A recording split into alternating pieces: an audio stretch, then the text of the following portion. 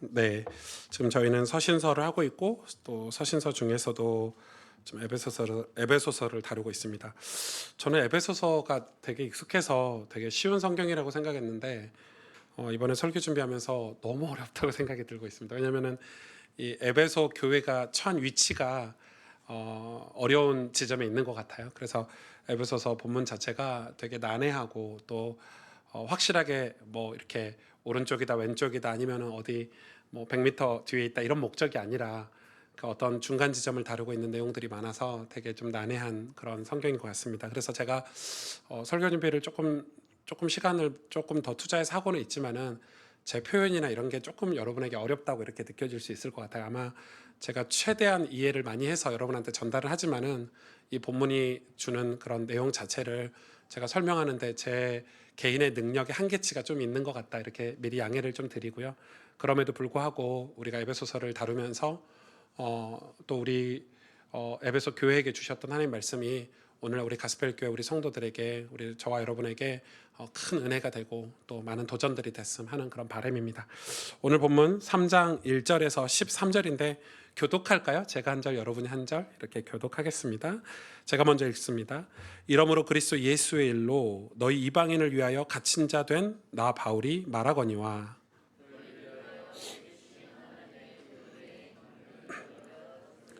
곧 계시로 내게 비밀을 알게 하신 것은 내가 먼저 간단히 기록함과 같으니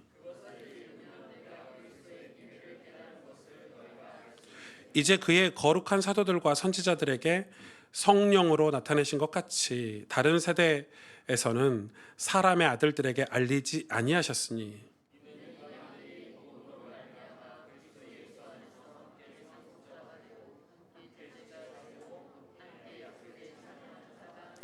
이 복음을 위하여 그의 능력이 역사하시는 대로 내게 주신 하나님의 은혜의 선물을 따라 내가 일꾼이 되었노라.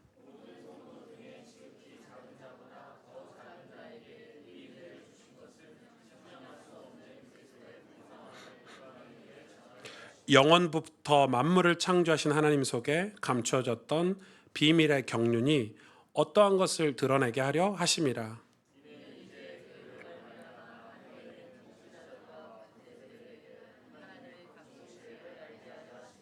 곧 영원부터 우리 주 그리스도 예수 안에서 예정하신 뜻대로 하신 것이라.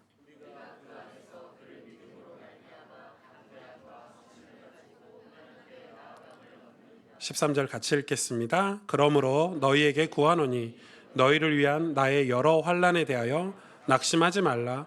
이는 너희의 영광이니라. 아멘. 왜 에베소서가 제가 어렵다고 표현을 하냐면 사실은 지금 에베소서를 저와 여러분이 같이 읽었는데 이런 단어들을 우리가 다 이해하고 있지만 이런 단어들을 우리가 경험치로 지금 이해를 하고 있는 건 아니라고 생각이 듭니다.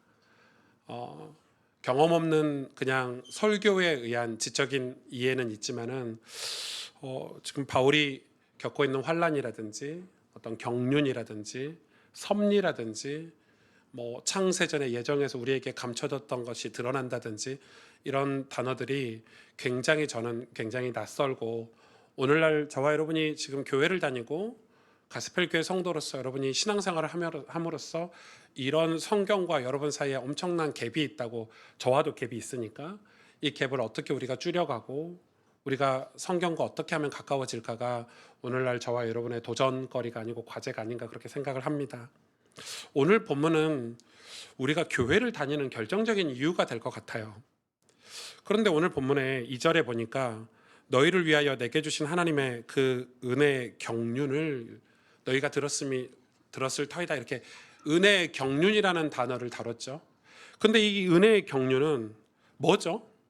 여러분 경륜이라는 단어의 사전적인 뜻 말고 사도 바울이 이야기하는 이 경륜이라는 것은 어떤 의미가 있냐면 하나님께서 자기에게 허락하신 그러니까 하나님께서 우리 가지고 있는 당신의 비밀을 신비로운 비밀을 자기에게 알게 했다는 거죠. 그리고 그거를 깨닫게 했다는 거예요. 그래서 그거를 경륜이라고 좀 표현을 하는 거거든요. 여러분 굉장히 중요하죠. 하나님은 근데 우리는 하나님의 것이 신비롭지만 하나님 당신은 신비로운 게 아니죠. 원래 존재하시던 분이시니까. 그런데 우리에게는 그게 신비로운 게 되는 거죠. 그런 영적인 세계가 하나님의 존재와 하나님 나라와, 그리고 너무 놀라운 것은 그의 은혜로 우리가 죄악 속에서 그냥 죽어서 영원한 형벌을 받는다는 사실도 알게 됐고, 거기서 벗어날 수 있는 메시아 그리스도를 보내시겠다라는 놀라운 비밀도 우리는 알게 됐죠. 그래서 그거를 내가 깨닫는 것을 경륜이라고 합니다. 우리 입장에서. 그런데 그것은 뭘로 알게 하셨냐면은 계시로 비밀을 알게 하셨습니다.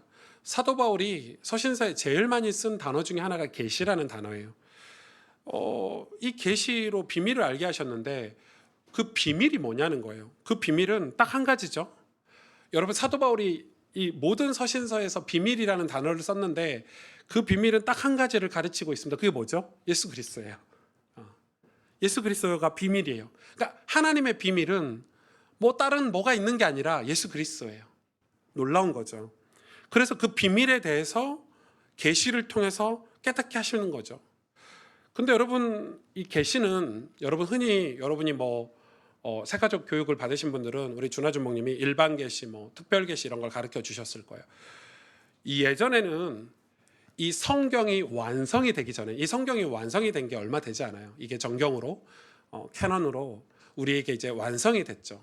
완성이 돼서 지금은 사실 계시 이러면 성경이에요. 그냥 계시가 성경인데, 예전에는 성경이 구약만 있거나 신약이 존재하지 않았거나 이럴 때는 계시가 다양했었어요. 그래서 하나님이 사도 바울도 마찬가지잖아요. 다메섹 도상에서 사도 바울 빛으로 만나 주셨잖아요. 그런 계시들도 있었어요. 그러니까 이제는 그게 이제 현대 신학에 와서는 이 계시를 구분을 해야 되겠다 해서 일반 계시, 특별 계시. 그럼 특별 계시는 성경인데 요즘은 일반 계시, 특별 계시도 나누지 않죠. 왜냐하면 성경이 완성되고 나서 하나님은 죽은 자를 살리셔서 예수를 믿게 하거나 이런 특별한 계시들을 잘 다루지 않으세요. 그렇기 때문에 이제는 계시가 통합적으로 사용이 되고 그 계시는 바로 성경으로 우리가 이해할 수 있다고 생각이 들어요. 여러분, 신앙은 흔히 우리가 신앙생활하고 신앙 이러면은 깨달음에서 온다고 우리 많이들 알고 있죠. 여러분, 이거 깨달음이라는 것은 굉장히 중요한 단어입니다. 여러분도 마찬가지잖아요. 우리가 인생을 살아가면서 깨달음처럼 중요한 게 어디 있습니까? 저 방금 전에 성가대 그 회식하는 데 가서 짜장면 먹고 왔거든요. 정말 맛있습니다. 먹으면서 짜장면은 맛있구나 또 깨닫고 이렇게 왔는데, 여러분, 우리가 예를 들어서 깨달음이라는 것은 우리 인생을 살아가면서 중요한 거잖아요. 우리가 공부를 하면서도 깨닫게 되고, 일을 하면서 몰랐던 일들을 열심히 하다 보면 이렇게 하면 되는구나라는 익숙함이 생겨서 깨닫게 되는 것도 있고, 결혼을 해서도 내 아내나 내 남편에 대해서 어떤 신뢰가 없었는데 같이 살다가 애를 낳고, 여러분, 결혼 생활은 힘들어요. 결혼 생활은 늘 굴곡이 있어요. 경제가 어려울 수도 있고, 남편이 병에 걸릴 수도 있고, 아내가 어떤 어려움 속에 있을 수 있고, 자녀를 키우면서 수많은 어려움들이 오는 게 결혼 생활이에요. 가정은 그래서 굉장히 중요한 곳인데, 그런데 그렇게 어려운 시간을 걷다가 제 아내가 제가 진짜 힘들어할 때 힘들지 힘내 이렇게 말 한마디 해줄 때 깨닫는 거예요. 내 아내가 최고구나. 내가 결혼 잘했구나. 이렇게 깨닫는 거죠. 여러분, 그런 깨달음이 주는 기쁨이 얼마나 큽니까? 신앙생활도 마찬가지예요. 깨달음이 굉장히 중요해요.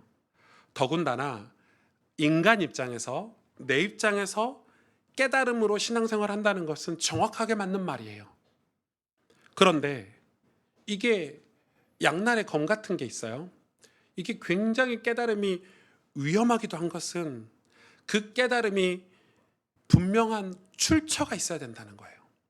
자, 이건 여러분 좀 어렵지만, 여러분, 우리가 뭔가를 깨닫는데 그 깨달음의 출처가 굉장히 중요해요.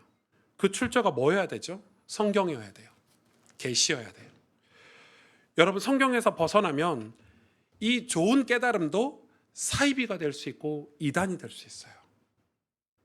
여러분, 그게 교회사 역사에 얼마나 많았습니까?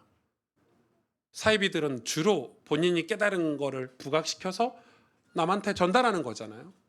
그런데 그런 깨달음들이 자꾸 출처가 없이 근거가 없는 깨달음이 계속 강해지면은 신앙은 위험할 수도 있어요. 그러니까 아무리 경륜이라고 한다 할지라도 계시를 벗어나면 틀린 신앙의 길로도 갈 수 있다. 요즘처럼 여러분 미디어가 발달된 시대에 올바른 신앙생활에 대해서 우리가 고민하지 않을 수 없잖아요. 그렇죠? 고민하지 않을 수 없어요. 올바른 교회에 대해서 고민하지 않을 수가 없어요.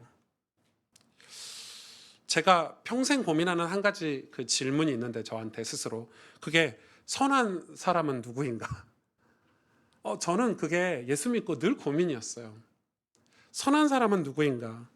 그러면 반대로 악한 사람은 누구인가? 물론 많은 목사님들이나 신학자들이 예수님 믿기 전후, 그러니까 예수님 믿으면 선한 사람이고 예수님 믿지 않으면 악한 사람이다, 이렇게 많은 이 분류를 하더라고요. 근데 저는 그게 틀렸다고 생각해요. 왜냐하면 예수님 믿지 않는 사람은 악한 사람이 아니에요. 죄인이지. 죄인이지 악한 사람은 아니에요. 선한 사람과 악한 사람은 저는 그걸로 분류할 수 없다고 생각해요. 물론 예수님을 믿으면 악한 사람이 회개하고 깨달아서 선한 사람이 될 확률이 훨씬 더 높겠지만, 저는 그게 왜 고민이냐면, 예를 들어서 선한 사람의 기준이 사람들에게 선한 행동을 하거나 어떤 선한 말을 하거나 선한 일을 많이 하면 선한 사람이 될 수도 있겠죠? 있죠. 그런데 우리가 예수님을 믿는 저와 여러분이 선이라는 것을 단지 선한 행동을 하거나 선한 일을 많이 하는 걸로 정할 수는 없다고 생각해요. 우리는 그보다 조금 더 수준 높게 이 선에 대해서 생각해 봐야 돼요.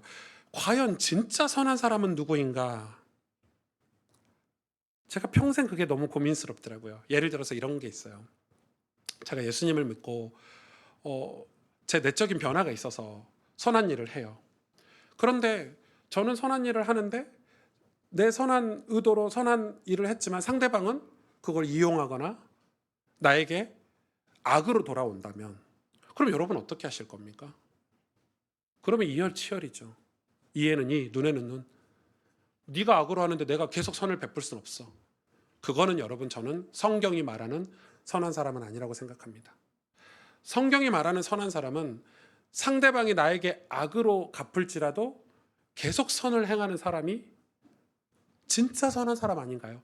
결국 선은 나를 위한 거예요. 나를 위한 선한 사람의 삶을 살아야 되는 거죠. 그러면 무슨 보상이 있나? 그러면 무슨 보상이 있을까요? 성경은 하나님이 우리 인생을 굽어 살피신다고 했어요. 그걸로 보상 끝난 거 아닌가요? 하나님 우리 인생을 굽어 살피신대요. 그것이 우리의 진정한 보상이어야 해요. 여러분, 그러면 우리는 선한 사람이 돼야 되잖아요. 우리의 신앙생활을 함에 있어서 이 은혜의 경륜이 매우 중요합니다. 다시 말해서 깨달음이 매우 중요해요. 그러나 그 모든 깨달음이 계시로 말미암아 되어져야 돼요. 이 계시는 성경이죠. 그런데 사도 바울이 오늘 이런 얘기를 하고 있어요. 3절에 보면 이렇게 기록하고 있어요. 곧 계시로 내게 비밀을 알게 하신 것은 내가 먼저 간단히 기록함과 같으니, 뭔가 기록했죠. 그게 서신서죠. 그러면서 4절에 이렇게 기록하고 있어요. 그것을 읽으면, 성경을 읽으면, 계시를 읽으면 내가 그리스도의 비밀을 깨달은 것을 너희가 알 수 있으리라, 이렇게 기록해놨어요. 저는 이걸 보고 와, 사도 바울은 선한 사람이다. 왜 그렇죠? 여러분, 자기가 은혜의 경륜으로 뭔가 깨달음을 얻었어요. 계시로 말미암아.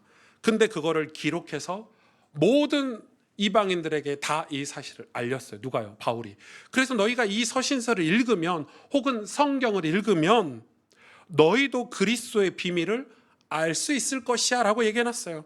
다시 말해서 나만 특별히 깨달은 것, 이 복음이 나만 깨달은 나의 전유물이 아니라 너희도 가져가야 되고 너희도 깨달을 수 있고, 이걸 다 공개했어요. 어떤 핍박을 받더라도, 사도 바울에게 어떤 공격을 하더라도 이것이 선한 사람이죠. 이 계시는 5절에 보면 여러분 굉장히 중요합니다. 5절에 이렇게 기록하고 있어요. 이제 그의 거룩한 사도들과 선지자들에게 성령으로 나타내신 것 같이 다른 세대에서는 사람의 아들들에게 알리지 아니하셨으니, 이거는 조금 해석이 필요해요. 이 본문은 에베소서 2장 19절, 아니 20절과 같은 내용이에요. 너희는 사도들과 선지자들의 터 위에 세우심을 입은 자라. 이게 뭐죠? 이거는 사도 바울이 그 당시에 굉장히 어렵게 글을 썼지만 이 현대 신학이 해석하는 것은 구약을 얘기해요. 그러니까 선지자들과 사도들의 터, 선지자들과 사도들에게 성령으로 나타내신 것, 이거는 구약을 얘기해요. 그러니까 구약은 여러분 아시다시피 성령이 특별하게 임한 사람에게만 이 하나님께서 당신을 드러내셨어요. 예수 그리스도의 이 메시아 사상을 알게 해주셨어요. 일반 이방인들은 이 그리스도에 대해서 알 수가 없었어요.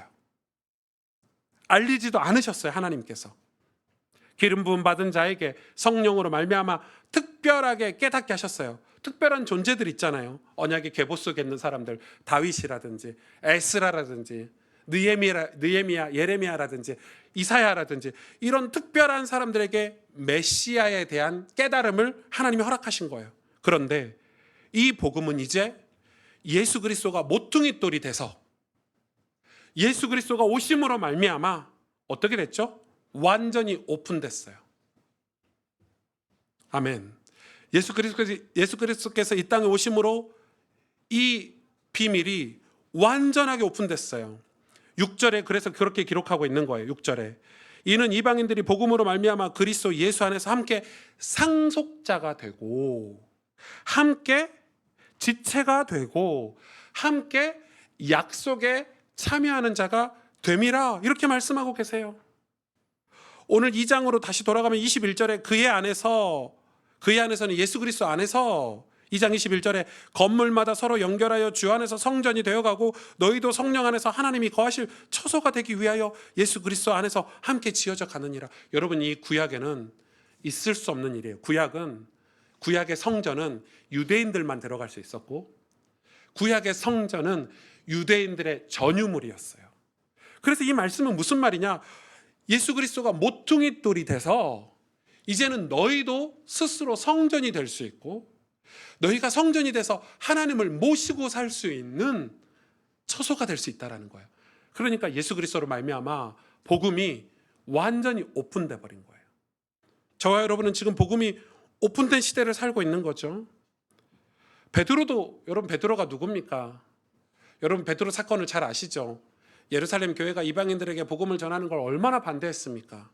그 반대하는 사건의 핵심 인물이 베드로입니다.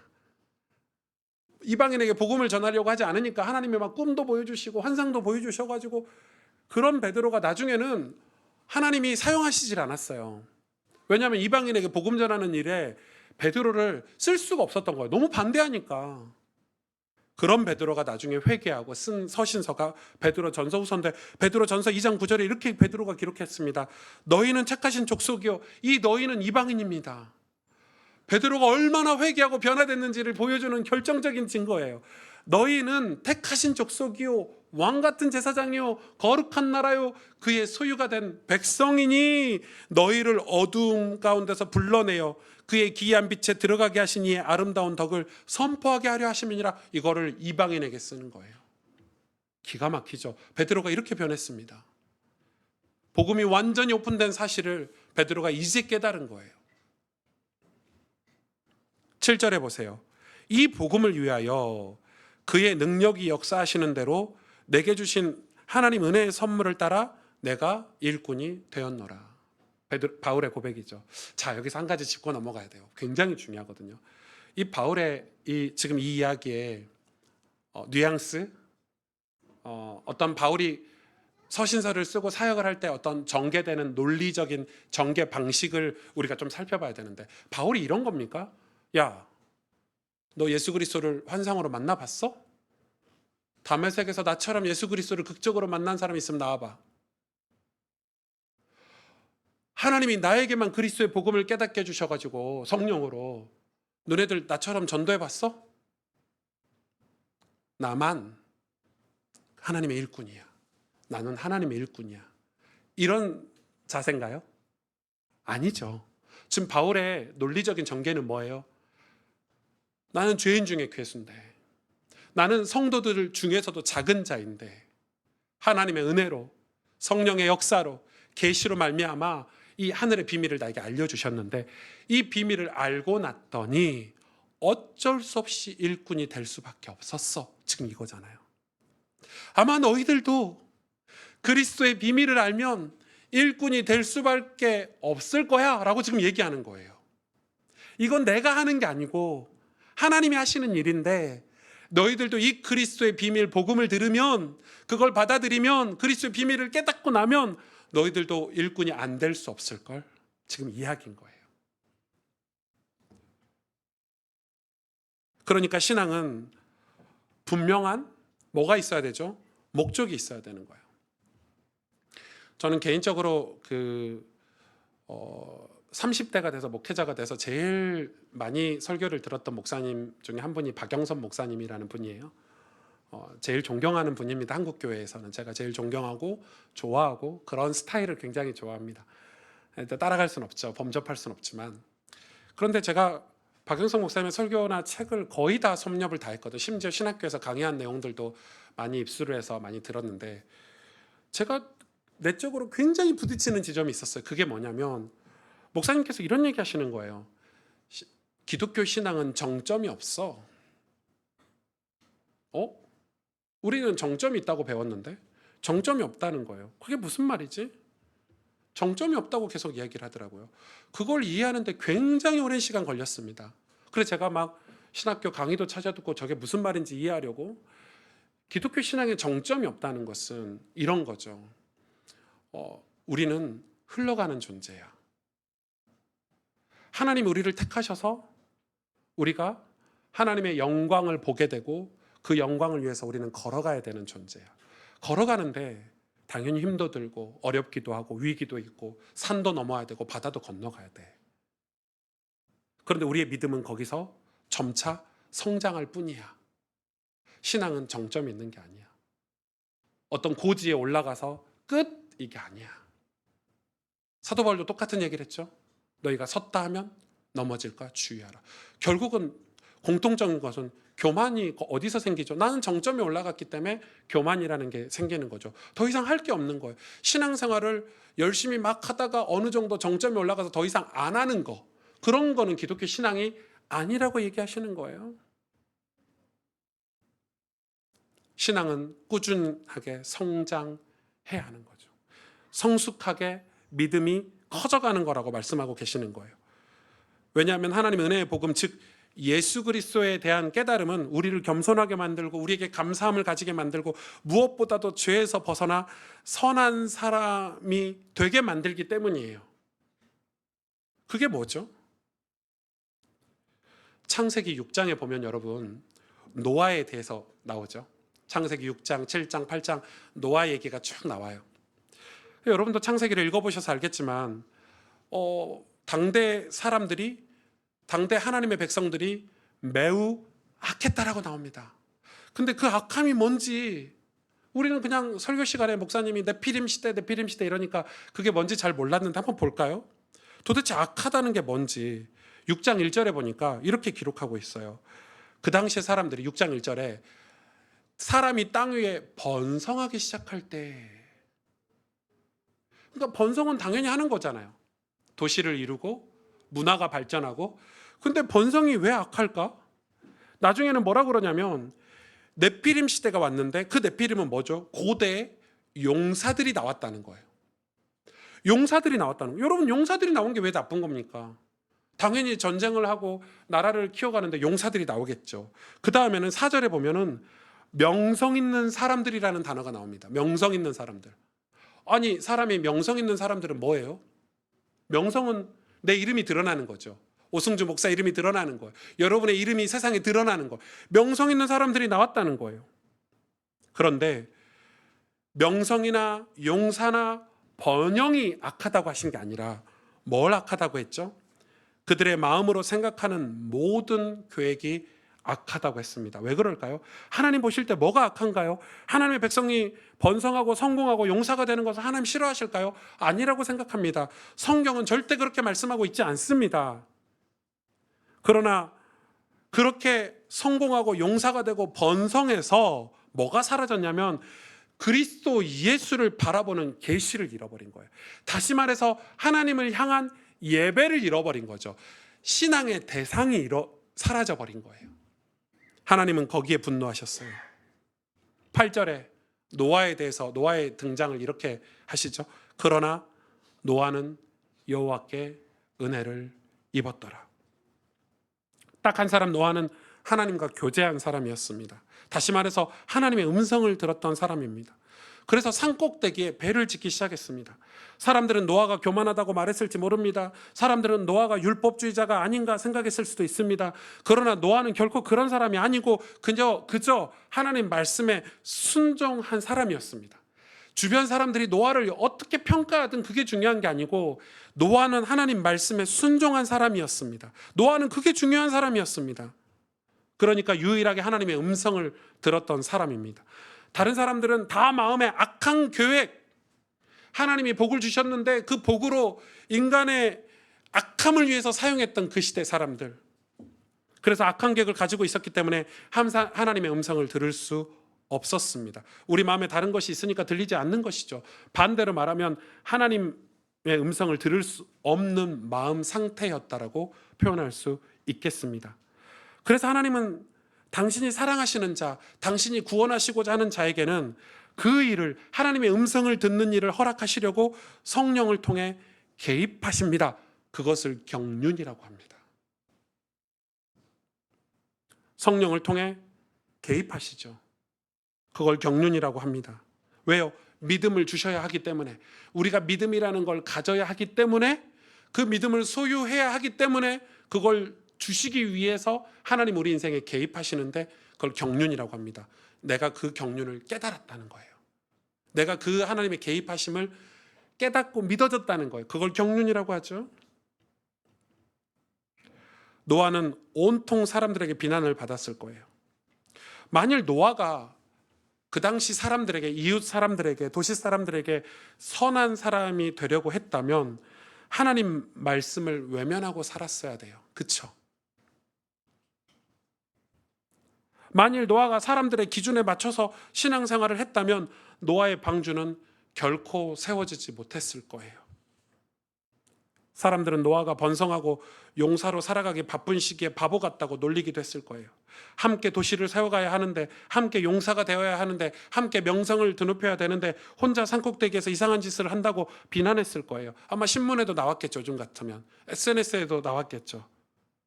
그래서 그 시대 사람들에게 노아는 악한 사람이라고 손가락질 당했을 수도 있겠다.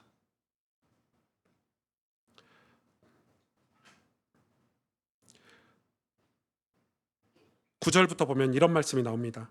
비밀의 경륜이 어떠한 것을 드러내게 하려 하심이니 이제 교회로 말미암아. 그러니까 하나님은 신약 시대에 와서 교회를 통해 이 계시를 허락하시겠다고 하신 것입니다. 교회를 통해 이방인들에게 하늘의 통치자나 각종 권세자들에게, 즉 세상의 하나님의 경륜을 알게 하시겠다고 하셨습니다. 그 방법이 교회이고, 교회는 12절에 이렇게 기록하고 있죠. 우리가 그 안에서 그를 믿음으로 말미암아 담대함과 확신을 가지고 하나님께 나아감을 얻느니라. 그러니까 교회는 그 안에서, 예수 그리스도 안에서 그를 믿음으로 말미암아 담대함과 확신을 가지고 하나님께 나아감을 얻는 것, 그게 노아가 했던 일이고 그게 바로 교회고 그게 저와 여러분의 오늘날 이 시대에 살아가는 우리의 믿음이어야 한다는 것입니다. 노아는 확신과 담대함을 가지고 있었습니다.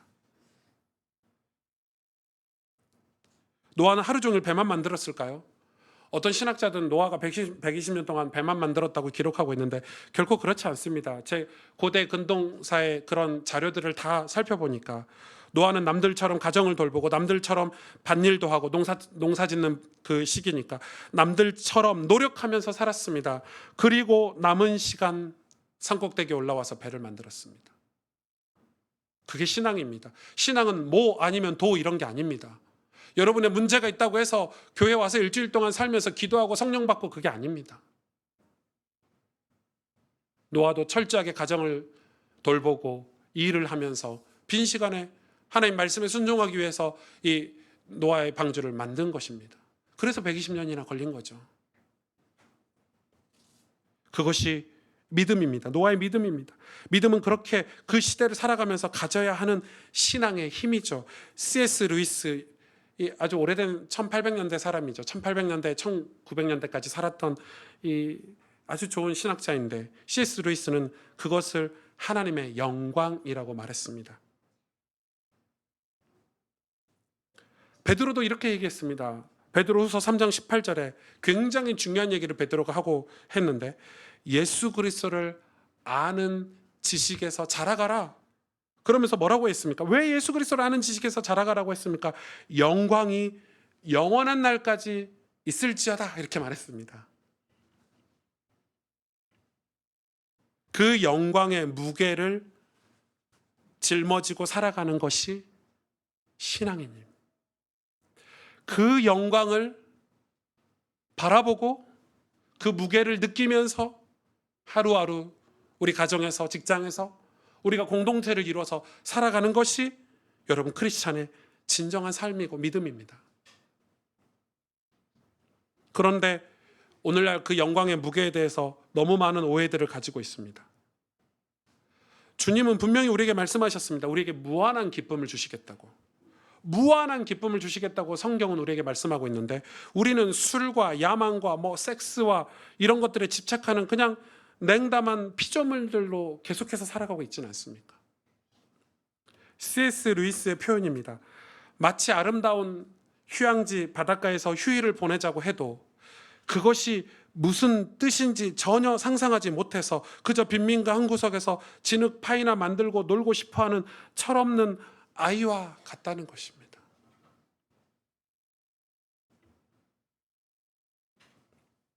여러분 하와이 가보셨습니까? 전 가봤거든요. 하와이 바닷가에 가니까 와 진짜 좋더라고요. 저는 본래 관광 여행 이런 걸 별로 싫어하는데 전 주로 이제 집회 때문에 갔는데 우와 너무 좋더라고요. 제가 안 가본 분들한테 하와이 바닷가를 아무리 묘사해도 여러분은 감도 안 올걸요. 그런데 제가 사진을 찍어서 제가 글을 써서 여러분에게 설명을 하는 거예요. 그럼 여러분도 그게 깨달아지고 하와이라는 곳이 진짜 좋은 곳이구나 알게 되고, 그 글을 읽고 사진을 보면서 나도 가야지, 돈 모아서 하와이 꼭 가봐야지. 그게 뭐죠? 영광의 무게예요. 내가 하와이를 갈 때까지 돈도 아끼고 영어 공부도 하고, 그게 영광의 무게예요. 지금 바울이 그 이야기를 하는 거예요. C.S. 루이스가 똑같은 얘기를 했어요. 우리가 천국을 알고 있습니까? 하나님의 거룩한 나라를 우리가 감히 상상이나 할 수 있습니까? 하나님은 그걸 성경을 통해서 우리에게 보여주고 계시는 거예요. 그거를 깨닫는 거, 성령의 도우심으로 깨닫는 거, 그게 경륜이고, 그 계시를 통해서 그리스도의 비밀을 알게 된 거, 그래서 그 영광을 바라보고 이 땅에서 사는 거, 믿음, 영광의 무게를 가지고 사는 거, 그걸 바로 믿음이라고 하는 것입니다. 믿음은 우리가 이 세상에서 그리스도의 비밀을 드러내기 위해 반드시 필요한 것입니다. 그래서 교회를 다니면서 믿음이 성장하지 않으면 그것은 악인이 될 수도 있습니다, 여러분. 구약의 사울왕처럼, 신약의 가론 유다처럼. 사도 바울도 히브리서에 너희가 떠내려가지 않게 주의하라고 경고했죠. 예수 믿으면 무조건 구원받고 무슨 짓을 해도 구원받고, 이게 아닙니다.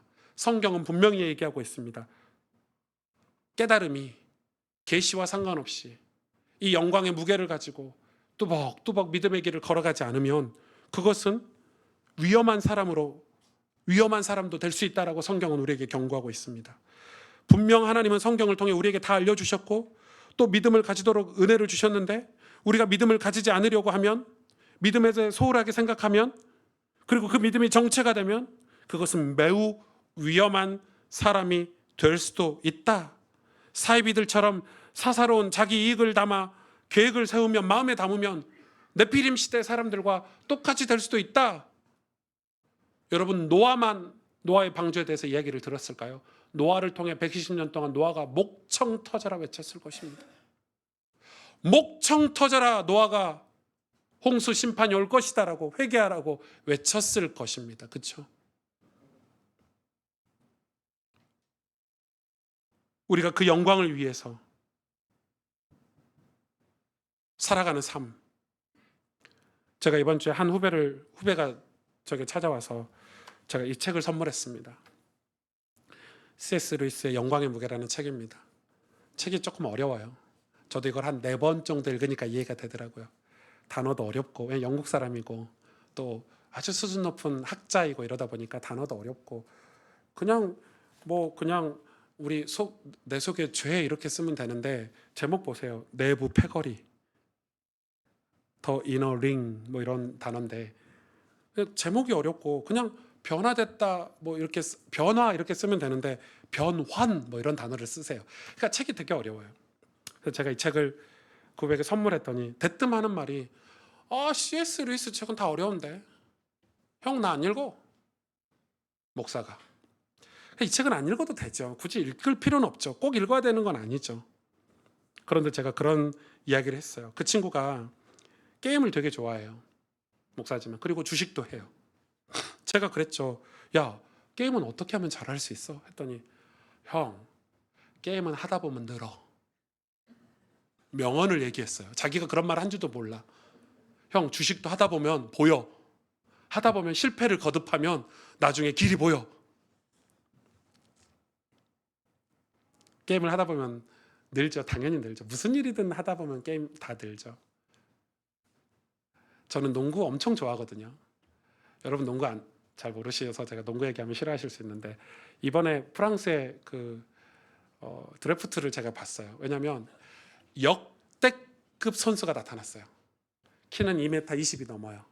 팔 길이는 저하고 비슷해요. 제 키하고. 네. 그리고 야구공을 잡는데 탁구공을 잡는 것 같아요.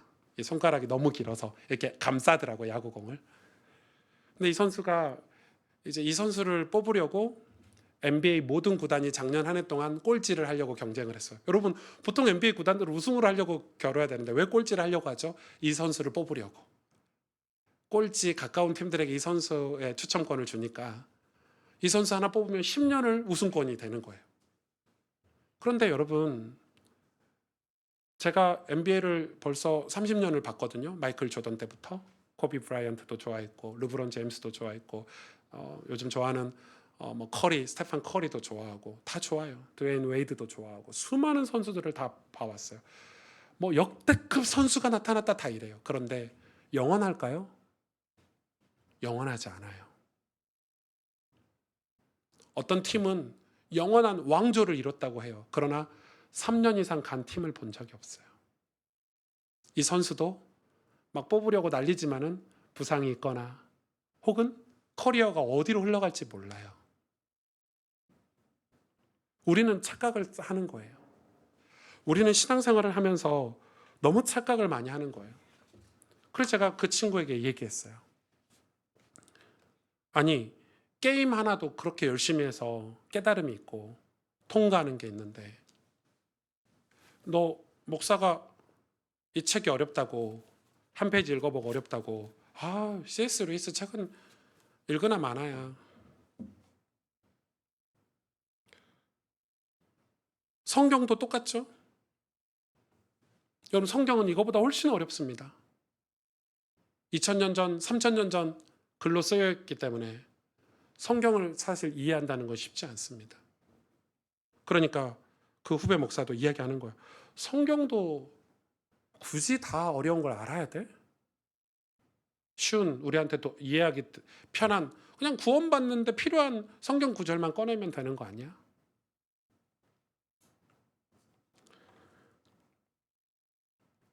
우리가 먹고 살려고 하는 직업들, 의사가 된다든지 어떤 기계를 다루는 전문인이 한다면 평생 그 일을 잘할 수 있도록 수년 혹은 수십 년을 공부하고 기술을 익히려고 배우고 노력하지 않습니까? 하다못해 우리가 운동을 하려고 해도, 우리가 결혼해서 가정을 잘 이루려고 해도 노력하지 않습니까? 그런데 목사가 이 책 한 권 이해하지 못하는 사람이라면 좋은 아빠가 되고 좋은 목사가 되는 거 어렵습니다. 그렇죠? 좋은 남편이 되는 거 어렵습니다. 그러나 포기하지 않지 않습니까? 왜? 좋은 아빠가 되고 싶은 욕망이 훨씬 더 크기 때문에 그 영광의 무게를 가지고 좋은 아빠가 되기 위해서 또 노력하고 또 노력합니다. 그게 좋은 사람, 선한 사람 아닙니까? 저는 좋은 목사가 되기 위해서 여러분에게 이 시대에서 우리 자녀들에게 좋은 목사가 되기 위해서 엄청난 노력을 제 입으로 그렇게 말하는 게 우습겠지만 노력을 하고 있습니다. 어떻게 하면 여러분에게 누가 되지 않을까? 피해를 주지 않을까? 우리가 믿음을 가지고 교회로 세상에서 살아가는 분명한 이유는 계시를 드러내기 위함입니다. 내가 하나님의 일꾼이 되는 것이죠. 그런데 이 에베소 교회 성도들은 예수님 영접해서 하나님 자녀 되고 구원받았다니까 거기서 끝내버렸습니다. 힘들어 안 해. 성경 안 읽어. 기도 안 할 거야. 지금 딱 에베소 교회 오늘 이 에베소서를 전달할 때 에베소 교회 상태입니다. 그렇다고 해서 우리가 다시 율법으로 돌아가야 됩니까? 다시 구약으로 돌아가야 됩니까? 율법주의자들이 얘기하는 거 에베소 교회 성도들 봐. 구원받았다고 자유분방하게 사는데 율법이 필요한 거 아니야?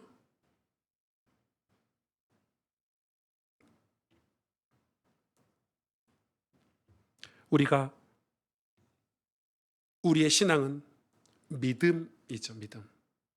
여러분, 우리의 신앙은 믿음입니다. 믿음으로 산다는 것은 아무것도 하지 않고 주일에 교회만 오는 것이 아닙니다. 배우고 확실한 일에 거하라고 하셨습니다.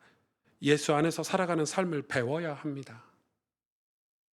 제가 지난주에 진짜 우연찮게 학교에서 저희 교수님하고 식사하러 갔는데 교수님이 그 시인과 촌장 아세요? 내 속엔 내가 너무도 많아. 잘 모르시죠? 우리 어른들은 아실 것 같아요. 그 하덕규 그 시인과 촌장 하덕규 씨가 저희 백석대 그 교수십니다. 그래서 근데 하덕규 교수님하고 누가 식사를 하고 계신데 저희가 이렇게 같이 앉게 됐는데 봤더니 어디서 많이 본 분이요. 이성미 씨. 배우 이성미 배우 아세요? 이제 권사님이시라고 하더라고요. 그리고 우연찮게 인사를 했어요. 저희가 인사도 하고 저희 소개도 해주시고 저희 교수님이 이렇게 했는데 저는 그 성공한 연예인이 진짜 여리여리 하시더라고요. 안녕하세요 목사님들 이렇게 하시는데 여리여리 하시는데 그 성공한 연예인이 뭐가 더 배울겠다고 그 나이에 학교를 다닐까 이런 생각을 했어요. 그래서 제가 웬만하면 이렇게 나서지 않는데 너무 궁금해가지고 학교는 왜 다니세요? 이렇게 물어봤거든요. 그랬더니 이성미 권사님이 이렇게 얘기했어요. 제 뇌리에서 떠나지 않는 답변하셨어요. 복음을 전하고 싶은데 많이 부족해서요. 와, 저는 그런 답변이 나올 줄 생각도 못했어요. 딱 복음을 전하고 싶은데 너무 많이 부족해서요. 복음을 전하고 싶다는 말씀을 하시는데 참 부끄러웠습니다. 저는 개인적으로. 우리의 사역이나 삶이 그러니까 우리가 하는 모든 일이 복음을 전하기 위함이라면 우리는 일꾼이 될 수밖에 없겠죠. 일꾼이 된다는 것은 우리의 삶이 아름답다는 것입니다. 노아처럼 선하다는 거죠. 이제 이 시대 사람들은 우리를 선하게 보지 않을 수도 있겠지만 결국 노아는 선한 삶을 살았습니다. 결국 바울은 그 시대 유대인들이 죽일 놈하고 악한 악인이라고 바울을 공격했지만 결국 바울은 선한 삶을 살았습니다. 아낌없이 이 복음을 전해주기 위해서 수많은 서신서를 뿌렸고 수많은 희생을 했습니다. 선하다는 게 무엇일까요? 제가 이전 교단에 있을 때 한 7, 8년 전에 한 사건이 있어요. 그 교단에서 조금 유력한 인물이 저에게 새벽에 전화가 왔어요. 저희 와이프가 이제 옆에서 막 깨우더라고요. 전화가 오니까. 전화 받았는데 이 사람이 나한테 왜 전화하지? 이분이 나한테. 전화를 받았더니 새벽 1시인데 저보고 어느 식당으로 오라는 거예요. 근데 식당이 멀어. 저는 강남에 사는데 강서에 어디 식당이야. 제가 무슨 일 있나? 제가 와이프한테 물어보니까 빨리 갔다 와. 근데 새벽 1시에 사람을 깨워서 오라가라 하는 거 예의는 아니잖아요. 그래도 선배니까. 그래서 무슨 일 있나 하고 갔죠. 식당에 딱 들어갔는데 들어가는 순간 이미 술 파티가 한창이에요. 예. 술병과 술잔들이. 제가 이 이야기를 공개적으로 하는 이유가 있어요. 그런데 저를 앉혀놓고 하는 얘기예요. 목사는 거룩하고 또 뭐 후대들을 위해서 사역도 열심히 잘하는데 우리하고 이제 좋은 교제를 좀 해야지. 우리하고 좀 사귀어야지. 그러면서 저한테 맥주잔을 주시고 맥주를 따시더라고요. 제가 어떻게 했을까요? 갈등이 됐을까? 고민이 됐을까요? 고민 일도 안 됐습니다. 바로 내려놓고 맥주잔 내려놓고 아유 식사들 맛있게 하세요. 저 때문에 분위기 깨지 마시고 하고 바로 돌아왔습니다.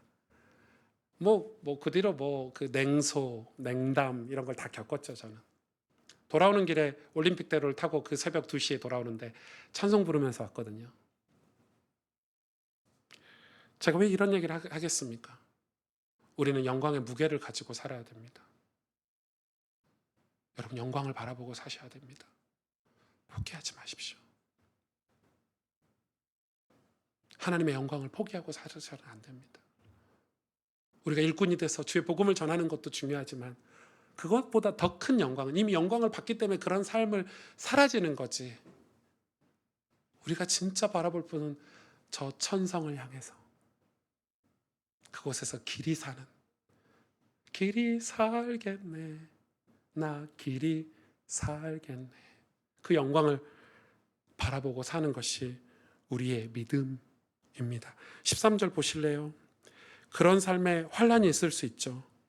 그러므로 너희에게 구하노니 너희를 위한 나의 여러 환난에 대하여 낙심하지 말라. 이는 너희의 영광이니라. 너희의 영광이니라. 그 영광이 여러분 삶을 아름답게 만들어줄 거라고 저는 확신합니다. 함께 기도하겠습니다.